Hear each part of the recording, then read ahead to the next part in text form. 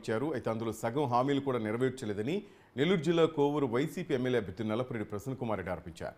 ఇప్పుడు 2024 ఎన్నికల కోసం నూతన హామీలతో టీడీపీ మేనిఫెస్టో విడుదల చేసిందని, దీంతో మరోసారి ప్రజలను మభ్యపెట్టి అధికారంలోకి వచ్చేందుకు చంద్రబాబు ప్రయత్నిస్తున్నారంటూ ఆయన తీవ్ర వ్యాఖ్యలు చేశారు.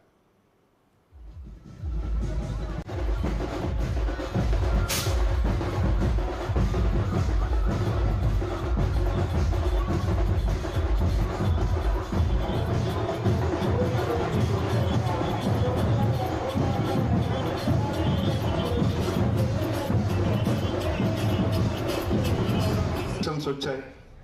ఎప్పుడూ కనబడని వాళ్ళు తెలుగుదేశం పార్టీ, బీజేపీ, జనసేన వీళ్ళందరూ కూడా ఇప్పుడు వస్తున్నారు ప్రజల్లోకి ఓట్ల కోసం. చంద్రబాబు సంగతి మీ అందరికీ తెలుసు. మోసపూరితమైనటువంటి వాగ్దానాలు చేయడం, మేనిఫెస్టోలో పెట్టడం. గతంలో కూడా 600 వాగ్దానాలు చేసి ప్రజలను మభ్యపెట్టి అధికారంలోకి వచ్చిన తర్వాత ఏం చేశాడో మీ అందరికీ తెలుసు. రైతుల రుణమాఫీ చేస్తానన్నాడు, పొదుపుకు సంబంధించి రుణమాఫీ చేస్తానన్నాడు, ఏమీ కూడా చేయలేదు.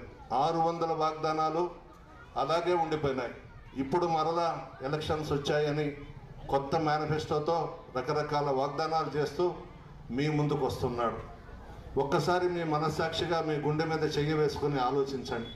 ఈ 5 సంవత్సరాలు జగన్మోహన్ రెడ్డి గారు మీకు అండగా ఉన్నారు, రైతులకు అండగా ఉన్నారు. తెలుగుదేశం, జనసేన, బీజేపీ, మరోపక్క రాజశేఖర రెడ్డి గారి కుమార్తె షర్మిలమ్మ 16 నెలలు జైల్లో పెట్టించింది కాంగ్రెస్ పార్టీ జగన్మోహన్ రెడ్డి గారిని. వైఎస్ రాజశేఖర రెడ్డి గారి మీద ఎఫ్ఐఆర్ కేసు నమోదు చేయించింది కాంగ్రెస్ పార్టీ. అటువంటి పార్టీలో చేరి ఈరోజు జగన్మోహన్ రెడ్డి గారి మీద విమర్శలు చేస్తుంటే చాలా బాధగా ఉంది.